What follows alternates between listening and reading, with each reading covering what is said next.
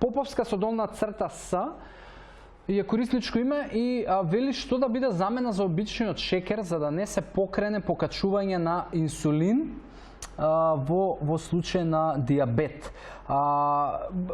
Поповска прва работа во диабетот, проблемот е непокачувањето на инсулин, најчесто, затоа што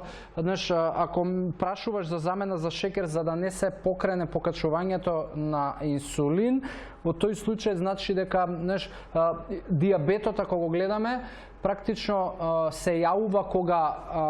или панкреасот не може да лачи доволно инсулин, или инсулинот што го лачи има резистенција, односно телото не знае како да го користи правилно. И во тој случај се носи диагноза диабет, така да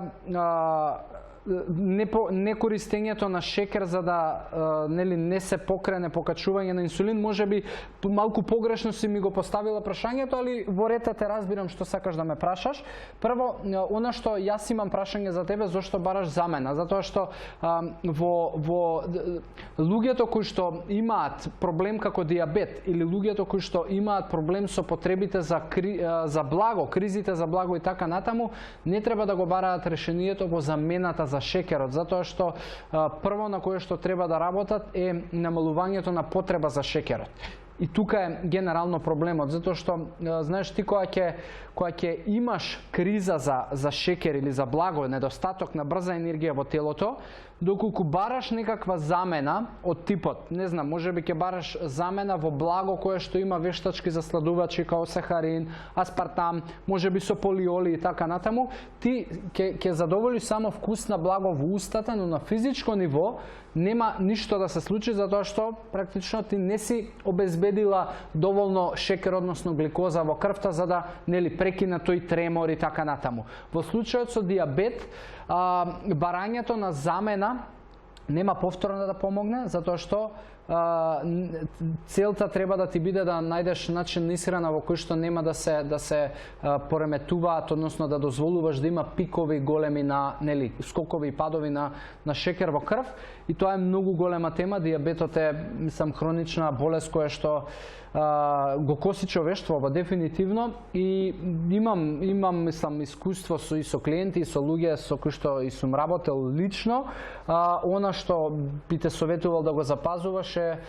пред се да имаш појадок, да се работи со чести оброци, да се пие доволно вода, значи да се има квалитетен и добар начин на исхрана и да гледаш да обезбедуваш извори на јаглехидрати кои што се сложени јаглехидрати, генерално за да нема индикации кон шекер во крв и да нема подоцна потреби за вбризгување на инсулин. Има некои научни студии кои што зборуваат за подобрување на ова поле, значи фастингот како начин на живот доста знае да помогне во случаевите со диабет. Тука е и кето исхраната, и комбинација на можеби фастинг со кето би било добро, и јас имам гледано добри примери, али повторно не би промовирал јавно дека треба тоа да се прави, затоа што сепак премалку знам за тебе, за твојата историја и за целиот случај, и затоа повеќе би оставил или да биде тоа во дополнителна комуникација или во дополнителна консултација со доктор, затоа што сепак се работи за диагноза која што не е така лесна да јас дадам мислење и да готово да се отклони проблемот.